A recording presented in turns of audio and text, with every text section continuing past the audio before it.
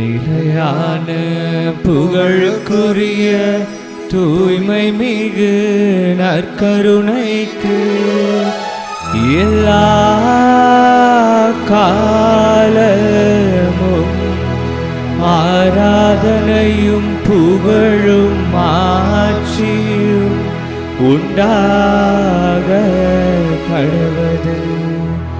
நிலையான புகழுக்குரிய தூய்மை மிகு நற்கருணைக்கு எல்லா காலமும் ஆராதனையும் புகழும் ஆட்சியும் உண்டாக கடவது. நிலையான புகழுக்குரிய தூய்மை மிகு நற்கருணைக்கு எல்லா காலமும் ஆராதனையும் புகழும் ஆட்சியும் உண்டாக கடவது.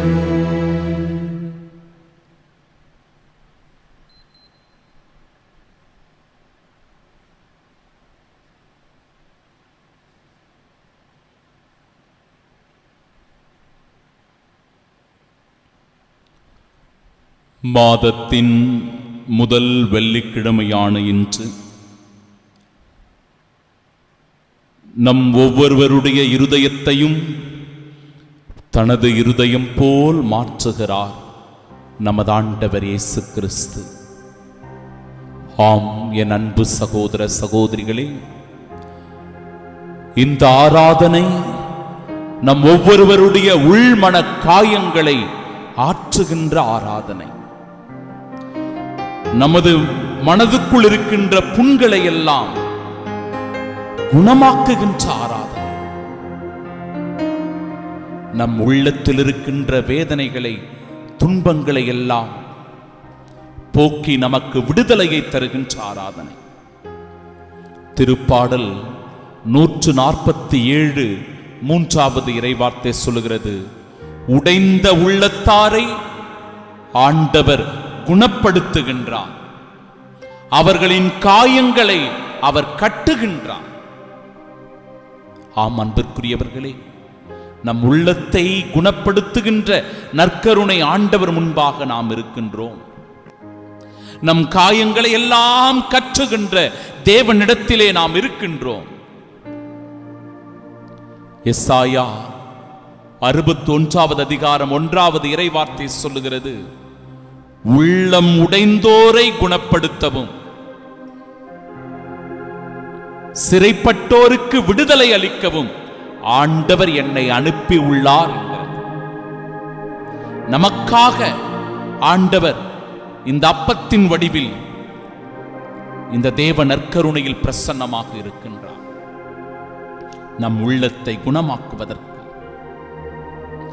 நம்ம மனசு உடைஞ்சு போனாலும் கடவுள்தான் நம்ம மனசுக்கு மருந்து போடக்கூடியவர் என்பதை உணர்ந்து விட்டால், இயேசுவோட முக்கியமான பணியே நம் உள்ளத்தை குணமாக்குகின்ற பணிதான் என்பதை நாம் உணர்ந்து கொண்டால், மனதில் சுமக்க முடியாத பாரத்தை, காயங்களை, வேதனைகளை இந்த இயேசுவிடத்தில் முழுமையாய் நாம் இறக்கி வைக்கலாம். முழுமையாய் நாம் அவரிடத்தில் இறக்கி வைக்கலாம். ஆம், நம் உள்மன காயங்களை குணமாக்குகின்ற இந்த பக்தியான ஜெபத்தில் பங்கெடுப்போம்.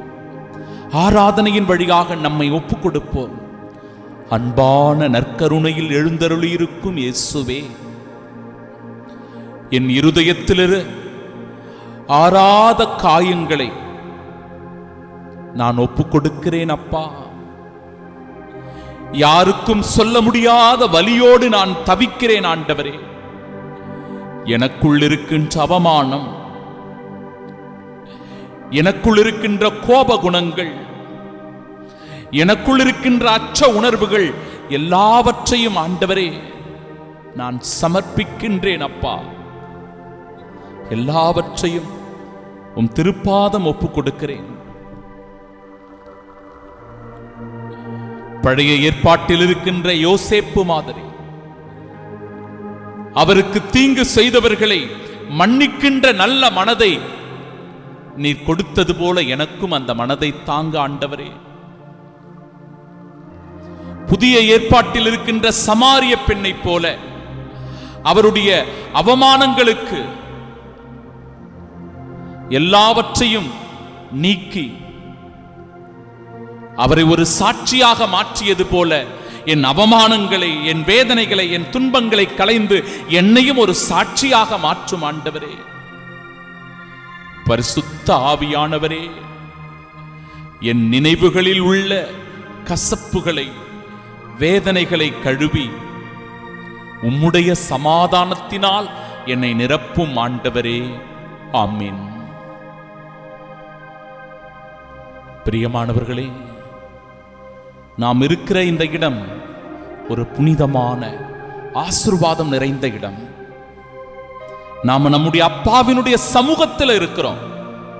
அதனால நாம கவலைப்பட வேண்டியதில்லை, நாம வருத்தப்பட வேண்டிய தேவையில்லை. உற்சாகமாக பாடி ஆண்டவரை துதித்து ஆராதனை செய்ய, அப்பா உன் சமூகத்தில் எப்பொழுதும் ஆராதனை துதி என்று சொல்லி பாடி நாம் உற்சாகமாய் செபிப்போமாக.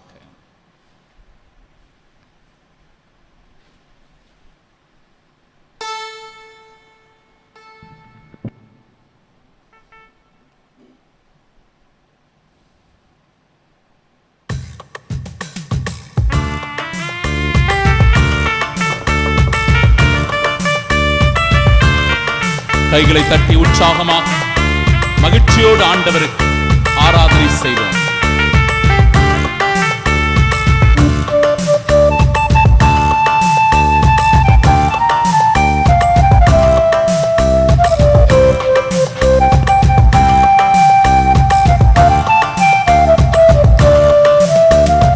அப்பாவும் சமூகத்துல எப்போதும் ஆராதனை, அப்பாவை துதிக்கையில எங்க உள்ளமெல்லாம் பொங்குதையா.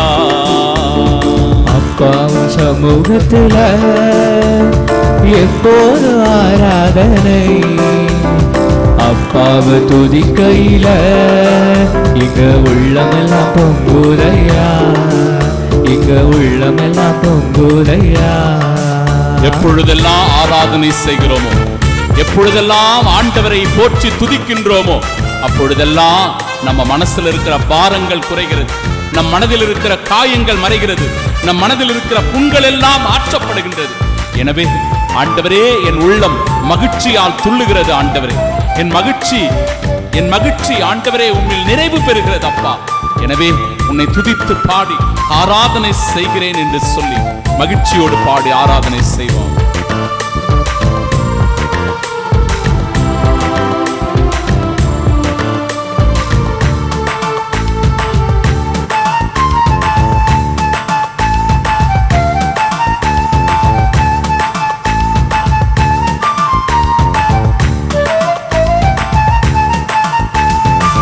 தாயை போல தேற்றுகிறீ, தகப்பனை போல சுமக்கின்றீ. தாயை போல தேற்றுகிறீ, தகப்பனை போல சுமக்கின்றீ. சோதனை வருகின்ற நேரமெல்லாம் தாங்கி எங்களை நடத்துகிறீ. சோதனை வருகின்ற நேரமெல்லாம் தாங்கி எங்களை நடத்துகிறீர், தாங்கி எங்களை நடத்துகின்றீர். அப்பாவு சமூகத்தில எப்போது ஆராதனை, அப்பாவை துதிக்கையில எங்க உள்ளமெல்லாம் பொங்குதையா, எங்க உள்ளமெல்லாம் பொங்குதையா. ஒரு தாய் தன் பிள்ளையை தேற்றுவது போல நான் உன்னை தேற்றுகிறேன் என்கிறார் ஆண்டவர். எப்பொழுதெல்லாம் மகனே மகளே நீ சோதனையில் விழுந்து விடுகிறாயோ, அப்பொழுதெல்லாம் நான் உன் கரம் பிடித்து சோதனையிலிருந்து உன்னை காப்பாற்றுகிறேன், தீமையிலிருந்து உன்னை பாதுகாக்கிறேன் என்கிறார் நம் ஆண்டவர். அவரை நோக்கி நாம் கூக்குரல் எழுப்பி மன்றாட வேண்டும்.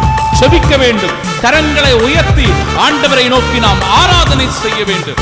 அப்பொழுதுதான் ஆண்டவருடைய இரக்கம் நம் மீது படுகின்றது. அவருடைய இரக்கம் நம் மீது பட்டால் எப்பேற்பட்ட துன்பத்திலிருந்தும் நமக்கு விடுதலை உண்டு.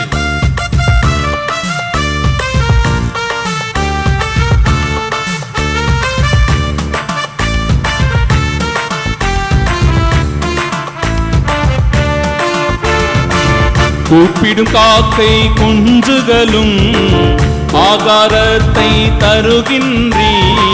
கூப்பிடும் காக்கை குஞ்சுகட்கும் ஆகாரத்தை தருகின்றீ. அவைகளை பார்க்கிலும் எங்களையே மிகவும் நேசித்து நடத்துகிறீர். அவர்களை பார்க்கிலும் எங்களையே மிகவும் நேசித்து நடத்துகின்றீர். மிகவும் நேசித்து நடத்துகின்றீர். அப்பாவும் சமூகத்தில் எப்போது ஆராதனை. அப்பாவை துதிக்கையில எங்க உள்ளமெல்லாம் பொங்குதையா. எங்க உள்ளமெல்லாம் பொங்குதையா. பிரியமானவர்களே, ஆண்டவருடைய கண்கள் நம் ஒவ்வொருவரின் மீதும் இருக்கிறது. அவர் நம்மை ஆய்ந்து அறிந்திருக்கிறார். நம்முடைய எல்லா செயல்களையும் அவர் உயிர்த்துணர்ந்திருக்கிறார். நாம் நடப்பதையும் படுப்பதையும் எல்லா சூழ்நிலைகளும் அவருடைய பார்வை நம் மீது இருந்து கொண்டே இருக்கிறது. நாம் பாதாளத்தில் சென்று நம்முடைய படுக்கை அமைத்துக் கொண்டாலும், விண்ணகத்துக்கு ஏறி சென்றாலும், எல்லா இடங்களிலும் ஆண்டவருடைய பிரசன்னம் இருக்கிறது. அப்படி என்றால் நிச்சயமாக நம் உள்ளத்திலும் கூட இருக்கின்ற வேதனைகளை, துன்பங்களை, பாவங்களை, காயங்களை அவர் அறிந்திருக்கிறார். அந்த சுமைகளை, பாரங்களை எல்லாம் அகற்றக்கூடிய ஆண்டவரிடத்தில் முழுமையான நம்பிக்கையோடு பாடி செபிப்போம்.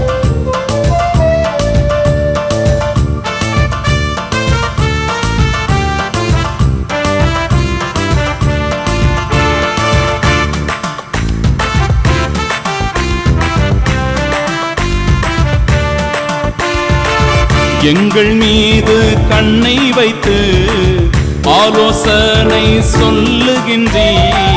எங்கள் மீது கண்ணை வைத்து ஆலோசனை சொல்லுகின்றீர்.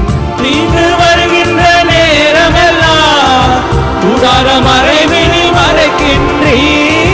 நீங்கள் வருகின்ற நேரமெல்லாம் கூடார மறைவில் மறைக்கின்றீர். கூடார மறைவினில் மறைக்கின்றீர். அப்பாவும் சமூகத்தில் எப்போதும் ஆராதனை. பாடி ஆராதனை செய்வோம். அப்பாவை துதிக்கையில மகிழ்ச்சியோடு உள்ளமெல்லாம் பொங்குதையா. எங்க உள்ளமெல்லாம் பொங்குதையா. எங்க உள்ளமெல்லாம் பொங்குதையா.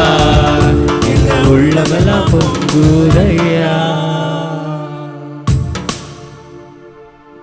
இரண்டு கரங்களையும் உயர்த்தி நற்கருணை ஆண்டவர் முன்பாக தாழ்ந்து பணிந்தவர்களாய், ஆண்டவரே,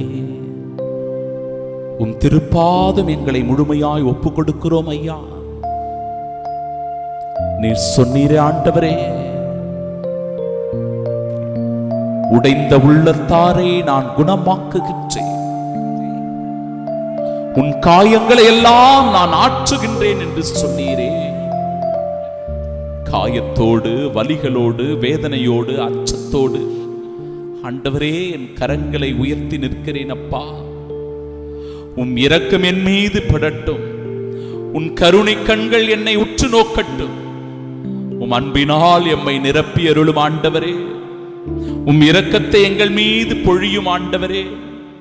நாங்கள் ஒவ்வொருவரும் சுகம் பெற, குணம் பெற, திடம் பெற, ஆற்றல் பெற, வல்லமை பெற, சக்தி பெற ஆண்டவரே எங்களை ஆசிர்வதித்து தேற்றி அருளும் அப்பா. எங்களை தேற்றி அருளும் ஆண்டவரே.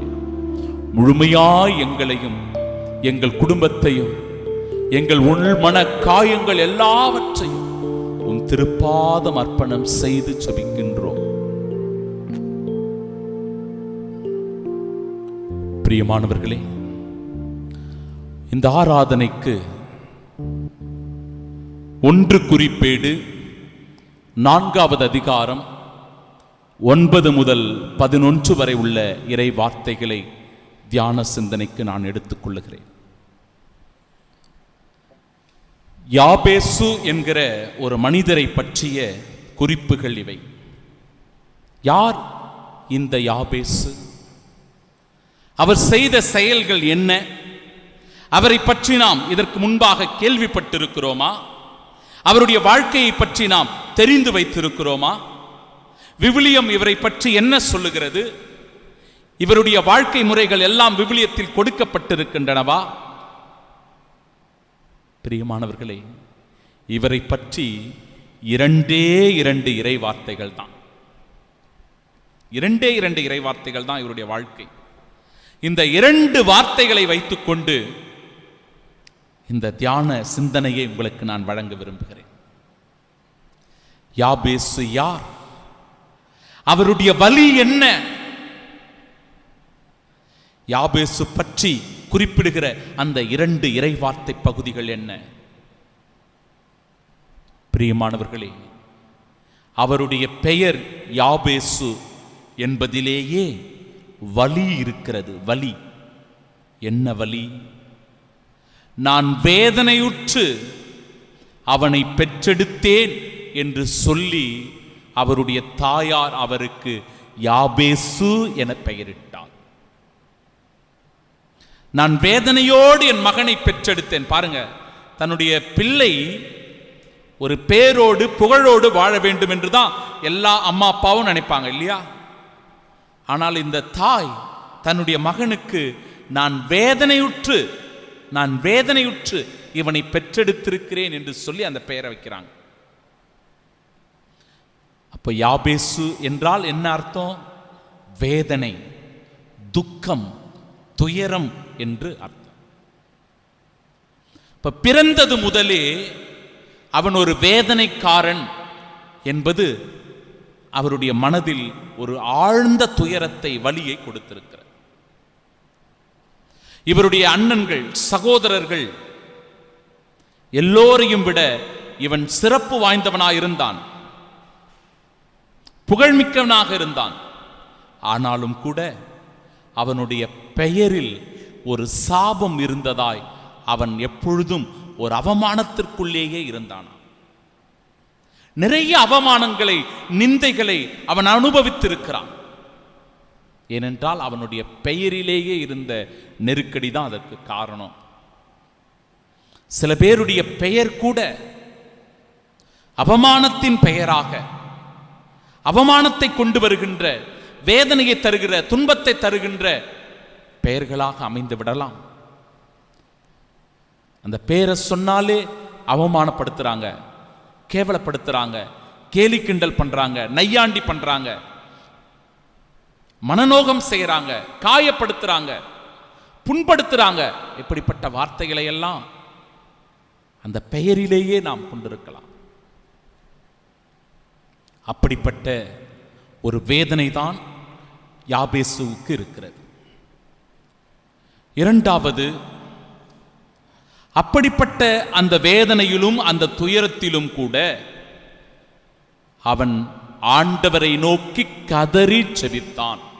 பிரியமானவர்களே, உன் துன்பத்தில், உன் வேதனையில், உன் கலக்கத்தில், உன் உள்மன காயங்களில் கூட நீ ஆண்டவரை நோக்கி கதறி கூக்குரல் எழுப்பி செபி என்பது இவருடைய வாழ்க்கை நமக்கு சொல்லித் தருகிற பாடம். நாம செபிக்கணும். அவர் என்னன்னு ஜெபிக்கிறாரு பாருங்களேன். கடவுளே, எனக்கு ஆசி வழங்கும், என் எல்லைகளை பெரிதாக்குவீராக, உம் கை என்னோடு இருப்பதாக, தீங்கு என்னை துன்புறுத்தாது நீர் பாதுகாத்தருள்வீராக என்று மன்றாடினார். கடவுளும் அவர் வேண்டியதை அருளினார். இவ்வளவுதாங்க அந்த இறை வார்த்தையே. இவருடைய வாழ்க்கை சொல்லுவதே அவ்வளவுதான். இப்ப 4 வரன்களை அவர் ஆண்டவரிடத்தில் கேட்கிறார். ரொம்ப முக்கியமானது இல்லையா? இந்த ஆராதனையில கூட நம்ம அந்த 4 வரங்களை கேட்க போறோம். 4 வரங்கள்.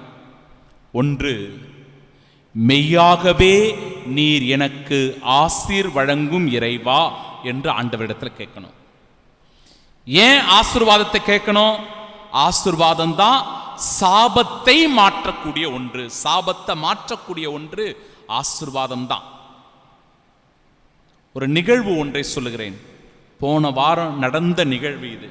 நடந்த நிகழ்வு ஒரு கிராமத்தில் திருப்பலி நிறைவேற்ற சென்ற இடத்தில் இந்த நிகழ்வு நடந்தது.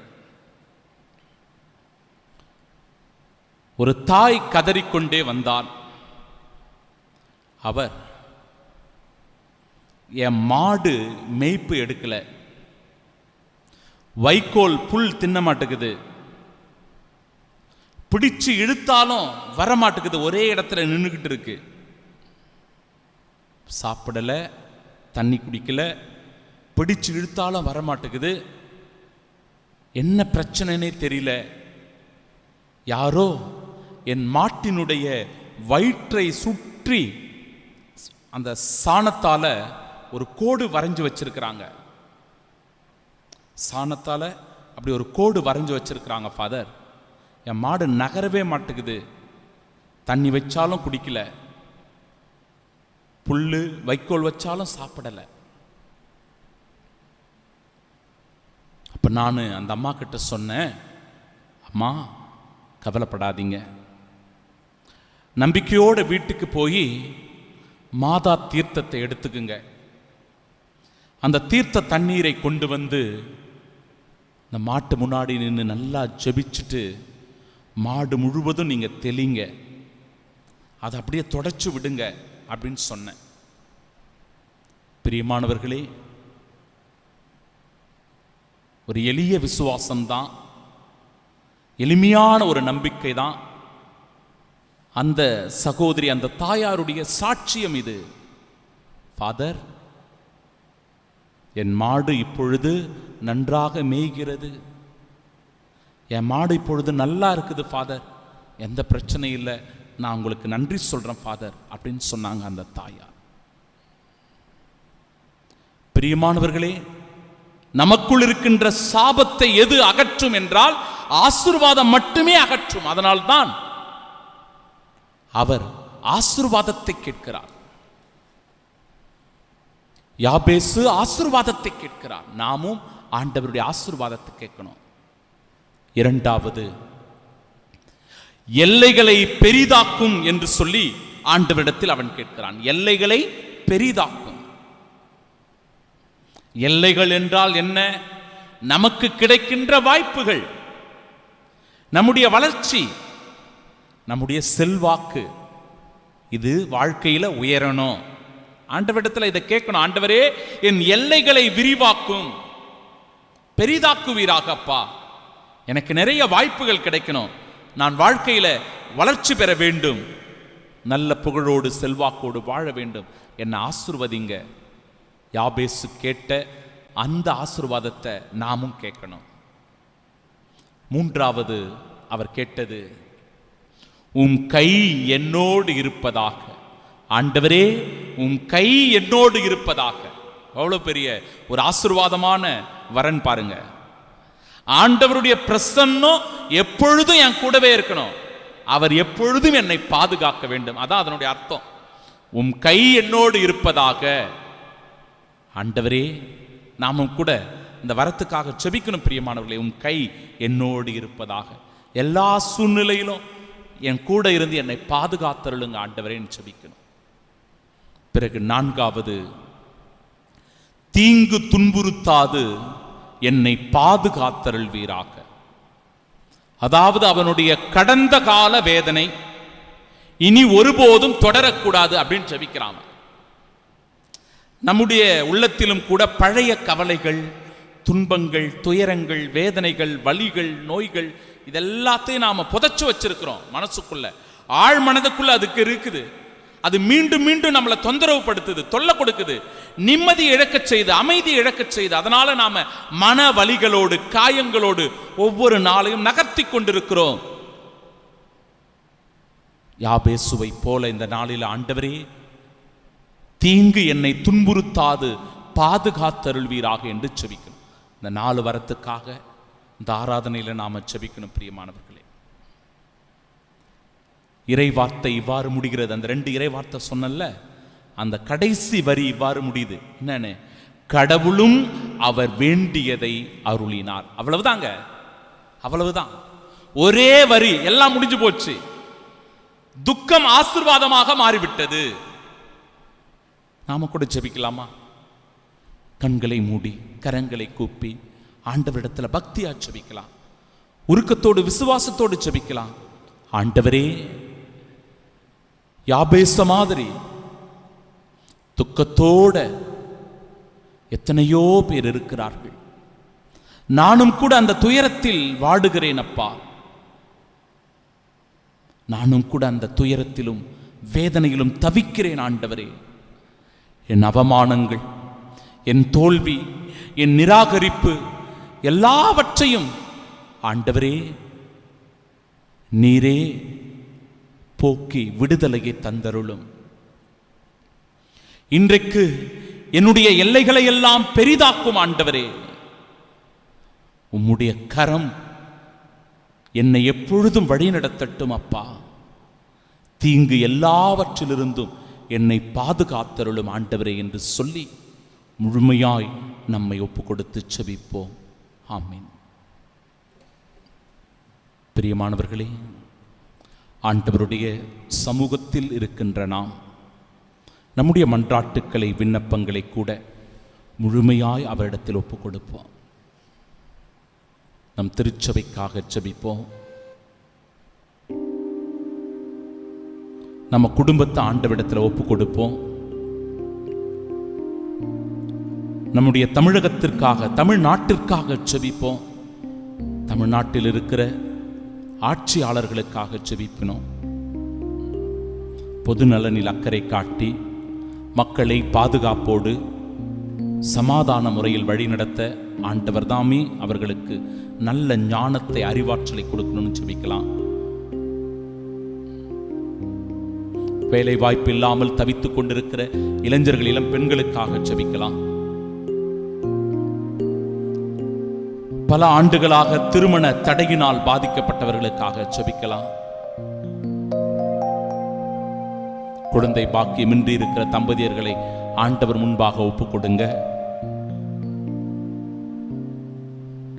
கடன் பிரச்சனையினால, பொருளாதார நெருக்கடியினால ஒவ்வொரு நாளும் பாதிக்கப்பட்ட குடும்பங்களை ஆண்டவரிடத்தில் ஒப்புக் கொடுங்க.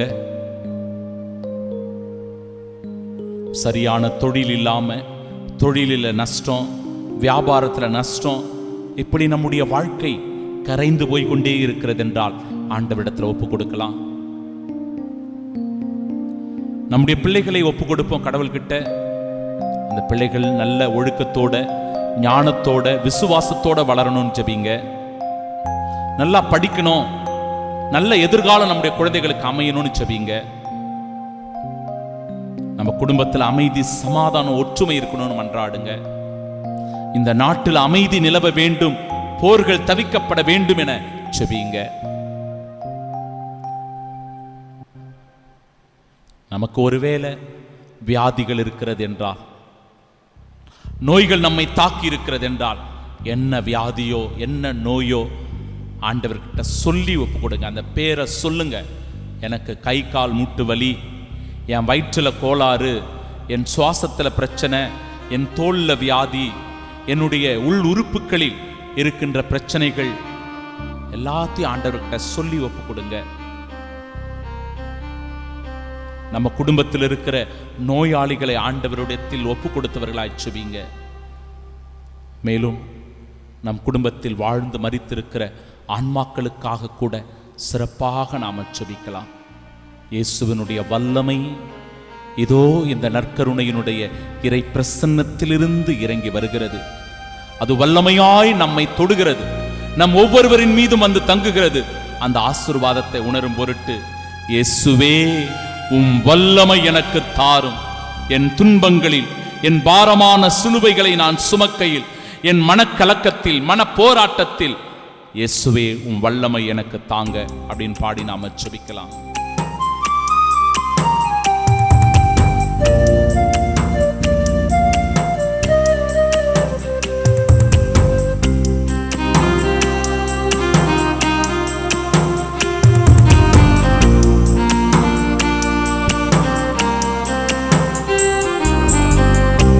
இயேசுவேவும் வல்லமை எனக்கு தாரும், வலுவற்று போகும்போது எனக்கு உதவும். இயேசுவேவும் வல்லமை எனக்கு தாரும், வலுவற்று போகும்போது எனக்கு உதவும். வல்லமை தாராயோ, வல்லமை தாராயோ, வல்லமை தாராயோ, வல்லமை தாராயோ, வல்லமை தாராயோ, வல்லமை தாராயோ, வல்லமை தாராயோ, வல்லமை தாராயோ. இயேசுவேவும் வல்லமை எனக்கு தாரும், வலுவற்று போகும்போது எனக்கு உதவும். சிலுவையின் பாரத்தால் நம் ஆண்டவர் விழுந்தது போல பாவத்தின் பாரத்தால், சுமைகளின் பாரத்தால், மனக்கவலைகளின் பாரத்தால், மனக்காயங்களின் பாரத்தால் நாமும் கூட விழுந்து கிடக்கிறோம். பல்வேறு சூழ்நிலைகளில் நாம் விழுந்து தவிக்கிறோம். ஆண்டவரே, உம்முடைய ஆசீர்வாதத்தினால் என்னை கரம் பிடித்து தூக்கும் ஐயா என்று சொல்லி வேண்டி மன்றாடி செபிப்போம்.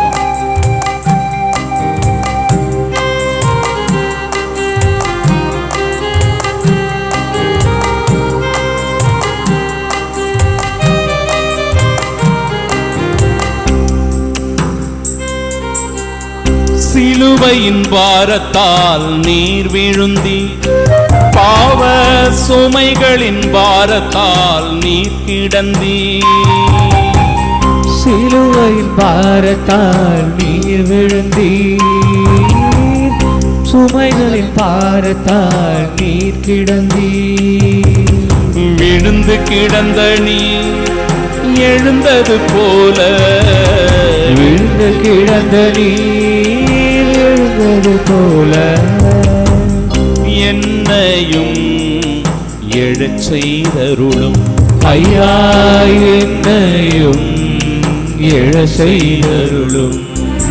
வல்லமை தாராயோ, வல்லமை தாராயோ, வல்லமை தாராயோ, வல்லமை தாராயோ, வல்லமை தாராயோ, வல்லமை தாராயோ, வல்லமையை தந்து என்னை வல்லமை தாராயோ, சுமைகளை போக்குகின்ற வல்லமை தாராயோ.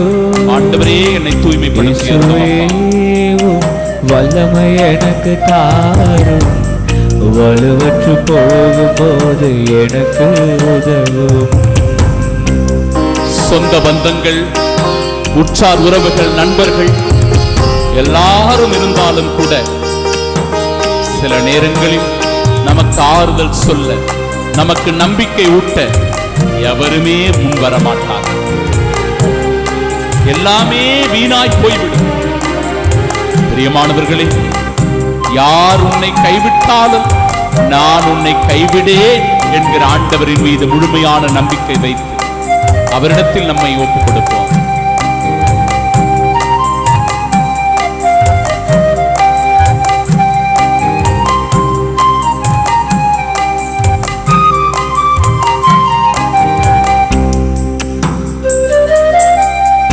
என் சொந்த பந்தமும் அகன்ற போதிலும், நண்பர்கள் என்னை வெறுத்த போதிலும், என் சொந்த பந்தங்கள் வென்ற போதிலும், நண்பர்கள் என்னை வெறுத்த போதிலும், சிலுவையில் கிடந்து நீர் அன்பு செய்தது போல, சிலுவையில் கிடந்து அன்பு செய்தது போல, என் வாழ்வில் நான் அன்பு செய்திட ஐயா, என் வாழ்வில் நான் அன்பு செய்திட வல்லமை தாராயோ, வல்லமை தாராயோ, வல்லமை தாராயோ, வல்லமை தாராயோ, வல்லமை தாராயோ, வல்லமை தாராயோ, வல்லமை தாராயோ, வல்லமை தாராயோ, வல்லமை தாராயோ, வல்லமை தாராயோ, வல்லமை தாராயோ, வல்லமை தாராயோ.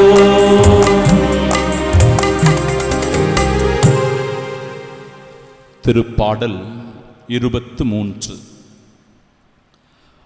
ஆண்டவரே என் நாயர், எனக்கேதும் குறையில்லை. பசும்புல்வெளி மீது என்னை அவர் இளைப்பாரச் செய்வார். அமைதியான நீர்நிலைகளுக்கு என்னை அழைத்துச் செல்வார். அவர் எனக்கு புத்துயிர் அளிப்பார். தம் பெயருக்கு ஏற்ப என்னை நீதி வழி நடத்துவார்.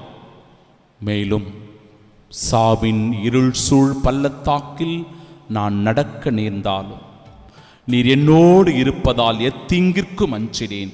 உம் கோலும் நெடுங்கழியும் என்னை தேற்றும்.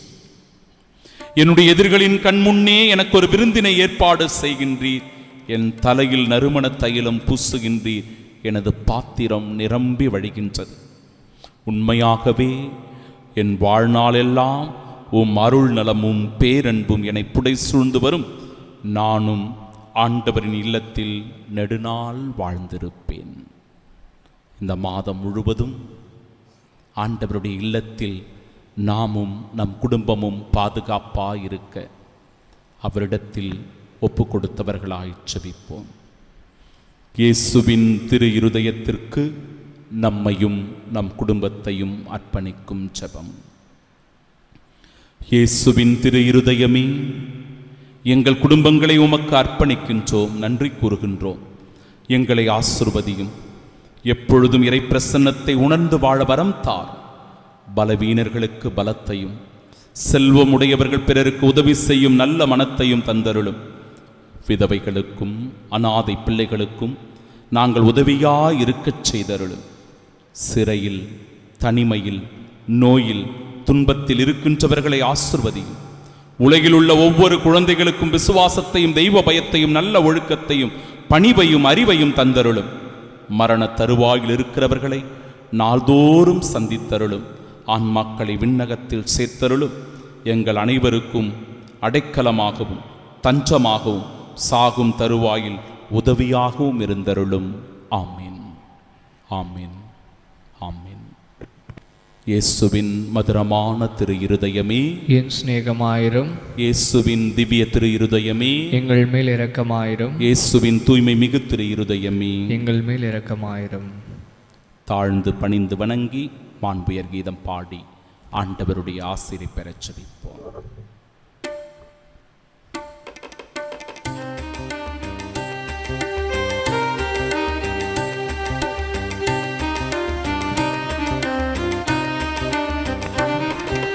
வான்புயரில் வருள் அடையாளத்தை தாழ்ந்து பணிந்து ஆராதிப்போம். பழைய நியம முறைகள் அனைத்தும் இனி மறைந்து முடிவு பெறுக. புதிய நியம முறைகள் வருக. புலன்களாலே மனித நிழலை அறிய இயலாம். குறையை நீக்க விசுவாசத்தின் உதவி பெறுக. தந்தை அவர்க்கும் மகன் இவர்க்கும் புகழ்ச்சியோடு வேற்றியாக்கும். மீட்பின் பெருமை மகிமையோடு வலிமை வாழ்த்து யாவுமாக இருவரிடமாய் வருகின்றவராம் தூய ஆவியானவர்க்கும் அளவில்லாத சம புகழ்ச்சி என்றுமே உண்டாகுக.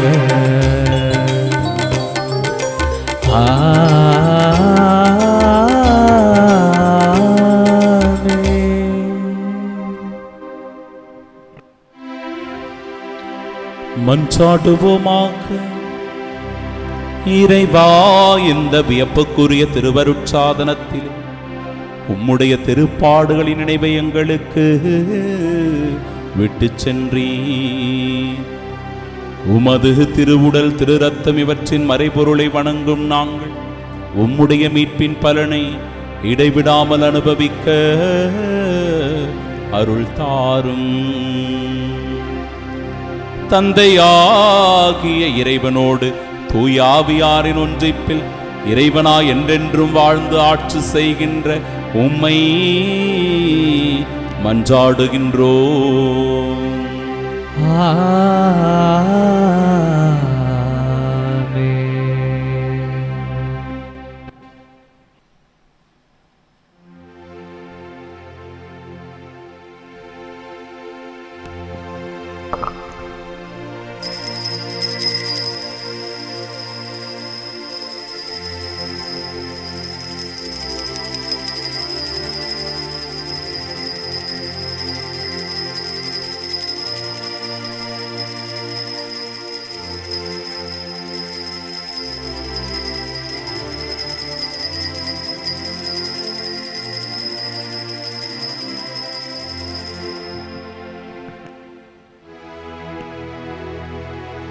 நிலையான புகழுக்குரிய தூய்மை மிகு நற்கருணைக்கு எல்லா காலமும் ஆராதனையும் புகழும் ஆட்சியும் உண்டாக கடவது.